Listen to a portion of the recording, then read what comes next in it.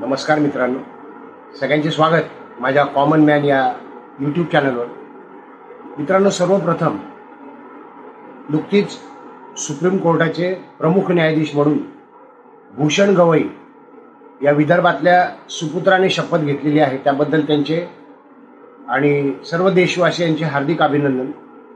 म्हणजे तुम्हाला भारतरत्न डॉक्टर बाबासाहेब आंबेडकर यांचा एक मंत्र माहिती असेल, शिका, संघटित व्हा आणि संघर्ष करा.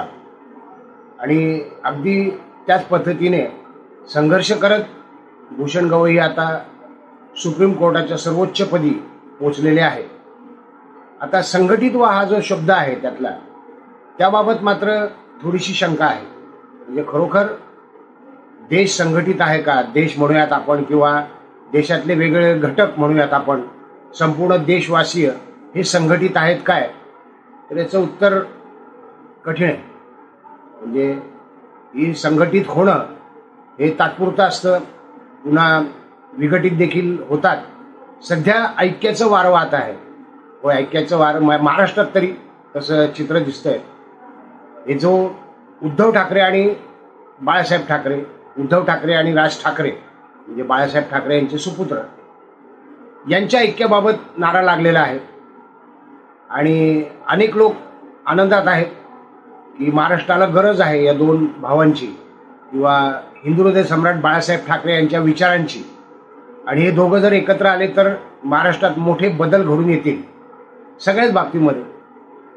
अर्थात हे ऐक्य काही अटींवर होऊ शकतं आणि त्या अटी उद्धव ठाकरेंनी सुरुवातीलाच, म्हणजे ज्यावेळी ऐक्याबाबत चर्चा सुरू झाली, राज ठाकरेंकडून सुरू झाली असं म्हणतात, किंवा त्यांनी सूचकपणे तशी तयारी दर्शवली आणि त्यानंतर हा विषय सुरू झालेला आहे.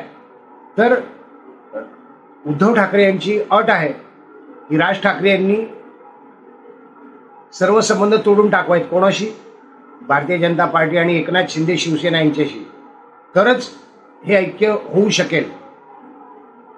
तसं काही घडताना दिसत नाहीये. पण प्रत्यक्ष दोघांची भेट आणि चर्चा मात्र अजून बाकी आहे. त्यामुळं हे ऐक्याचं वारं आहेच. तसंच शरद पवार आणि अजितदादा पवार यांचं ऐक्य, घड्याळ आणि तुतारी कशा पद्धतीने वेगळे झाले होते आणि आता पुन्हा एकत्र येत आहेत हे सगळ्यांना माहिती आहे महाराष्ट्राला. अजितदादा पवार सध्या उपमुख्यमंत्री आहेत. विधानसभेच्या निवडणुकीमध्ये फार मोठा फटका बसलेला आहे महाविकास आघाडीला आणि त्यांच्या अत्यंत कमी जागा आलेल्या आहेत. त्यामुळे हे होतंय काय, असा एक प्रश्न आहे. दुसरा प्रश्न असा आहे की शरद पवार यांनी मूकसंमती दर्शवल्याचं दिसतं आहे. मूकसंमती याचा अर्थ असा आहे की त्यांनी सुप्रियाताई सुळे यांच्यावरती जबाबदारी ढकललेली आहे.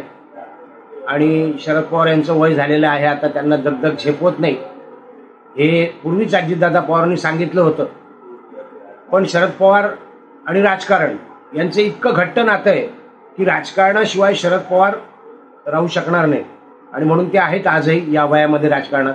तर त्यांनी एकत्र येण्याची जबाबदारी मात्र सुप्रियाताई सुळे यांच्यावर सोपवलेली आहे. आता तिसरा गट एकत्र येण्याबाबतीमध्ये रामदास आठवले यांनी परवाच विधान केलंय नुकतंच की जर राज ठाकरे, उद्धव ठाकरे, शरद पवार, अजित पवार एकत्र येणार असतील तर आम्हालाही एकत्र यावं लागेल. आम्हाला म्हणजे कोणाला, तर प्रमुख महाराष्ट्रामध्ये वंचित बहुजन आघाडीचे सर्वेसर्वा प्रकाश आंबेडकर, माननीय प्रकाश आंबेडकर आणि रामदास आठवले, आम्हाला एकत्र यावं लागेल असं रामदास आठवलेंनी म्हटलं आहे. रामदास आठवले अधूनमधून असं म्हणत असतात. मग त्यांनी पूर्वी देखील प्रकाश आंबेडकरांना 2-3 वेळा अशी ऑफर दिलेली आहे आणि त्यांनी सांगितलं होतं की वंचित बहुजन आघाडी बरखास्त करून तुम्ही आमच्याकडे या, तुम्हाला मी RPIचा प्रमुख बनवतो आणि तुमच्या हाताखाली काम करण्यास मी तयार आहे. हे थोडं मला विचित्र वाटलं. वंचित बहुजन आघाडी हा पक्ष महाराष्ट्र गाजवलेला आहे. हा, सध्या जरी मनासारख्या जागाच नाही किंवा एकही आमदार खासदार नसला तरी देखील वंचित बहुजन आघाडीचे समर्थक हे भरपूर आहेत. वंचित बहुजन आघाडीचं अजून एक वैशिष्ट्य आहे की मराठा आरक्षणाच्या आंदोलनामध्ये OBCचं नुकसान होऊ नये म्हणून भूमिका घेणारे प्रकाश आंबेडकर वंचित बहुजन आघाडीमध्ये सगळ्याच जाती धर्माचे सदस्य आहेत, त्यात ओबीसींचा देखील सहभाग आहे. आणि RPI रामदास आठवले हे सध्या सरकारच्या सोबत आहेत, म्हणजे महाराष्ट्र सरकार आणि केंद्र सरकार यांच्या सोबत आहेत, भाजपसोबत आहेत थोडक्यात. आणि प्रकाश आंबेडकर हे कोणाच सोबत नाहीत. त्यांनी हातमिळवणी केली होती उद्धव ठाकरे यांच्याशी, पण ते संजय राऊत यांनी ते सगळं प्रकरण बिनसवलेले आहे. कारण संजय राऊत हे नतद्रष्ट वृत्तीचे आहेत. नतद्रष्ट हा शब्द वापरला मी. त्यांना काही चांगलं सहन होत नाही असंच एकंदरीत त्यांच्या सगळ्या वागण्याहून त्यांच्या बोलण्याहून दिसत आहे. आणि तुम्हाला माहिती आहे विधानसभेच्या जागाच्या वाटपाच्या वेळी कसे गोंधळ झाले, लोकसभेच्या वेळी कसे गोंधळ झाले आणि प्रकाश आंबेडकरांना कसं जाणीवपूर्वक दूर ठेवण्यात आलं. प्रकाश आंबेडकरांना BJP कडून पण ऑफर आली होती असं त्यांनी स्वतः सांगितलंय. पण प्रकाश आंबेडकर हे स्वतःच्या विचाराने, स्वाभिमानाने, स्वतंत्रपणे लढणारे आहेत. अशा वेळी रामदास आठवले यांच्या आवाहनाला प्रतिसाद मिळेल काय? माझं स्पष्ट मत आहे की प्रकाश आंबेडकर यांचा राजकीय प्रवास बघता ते वंचित बहुजन आघाडी काही बरखास्त करणार नाही. उलट त्यांच्या शर्तीवर ते रामदास आठवलेंना ऑफर देऊ शकतील की तुम्ही वंचितमध्ये या आणि RPI सकट या. ते काय RPI बरखास्त करायला सांगणार नाही. RPI सकट या आणि आपण एकत्र काम करू. रामदास आठवले हे सत्तेच्या जवळ राहिले सुरुवातीपासून. व सत्तेच्या जवळपासच असतात आणि त्यांनी तसं स्पष्ट सांगितलंय. त्यांनी त्यांचे हेतू देखील सांगितलंय. ते सत्तेत असल्यामुळं किंवा सत्तेसोबत असल्यामुळं त्यांच्या पदामुळे त्यांच्या कार्यकर्त्यांना नक्कीच फायदा होत असेल, त्यात दुमत नाही आहे. पण प्रकाश आंबेडकर यांचं मात्र त्यांनी स्पष्टपणे सापनाथ आणि नागनाथ असा उल्लेख केला आहे. म्हणजे काँग्रेसच्याही सोबत नाही आणि भाजपच्याही सोबत नाही, तर त्यांचं स्वतंत्र राजकारण असणार आहे. तर अशा वेळी हे ऐक्य संभव आहे काय? प्रकाश आंबेडकरांच्या अटी मान्य होतील काय? त्यांनी प्रकाश आंबेडकरांनी याच्यावर प्रतिक्रिया दिलेली नाही. कदाचित त्यांनी टाळलं असेल किंवा ते इच्छुकही नसतील कदाचित. पण ऐक्याची गरज सगळ्यांनाच आहे. कारण बाबासाहेबांचा संदेशच आहे, शिका, संघटित व्हा आणि संघर्ष करा. संघटित झाल्याशिवाय संघर्षाला ताकद मिळणार नाही, बळ मिळणार नाही. तर बघूयात ठाकरे बंधू, पवार काका पुतण्या आणि RPI आणि वंचित बहुजन आघाडी यांचं ऐक्य होत आहे काय? हे जर झालं तर महाराष्ट्रात नक्कीच मोठे बदल दिसू शकतील.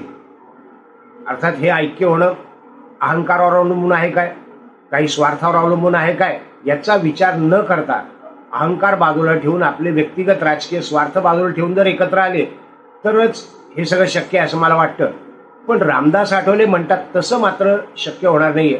प्रकाश आंबेडकर वंचित बहुजन आघाडी बरखास्त करून RPI मध्ये जातील, प्रमुख होतील आणि रामदास आठवले त्यांच्या हाताखाली काम करतील. हे सगळ्या अशक्यपराय गोष्टी आहेत. जसं उद्धव ठाकरेंनी सांगितलंय की राज ठाकरेंनी त्यांनी जो शब्द वापरलाय तो नाही वापरणार मी उद्धव ठाकरेंचा. पण एकनाथ शिंदे आणि भाजप यांचे संबंध तोडून टाकावेत तेही काही घडणं शक्य नाही. हा एक मात्र युती शक्य आहे नक्कीच.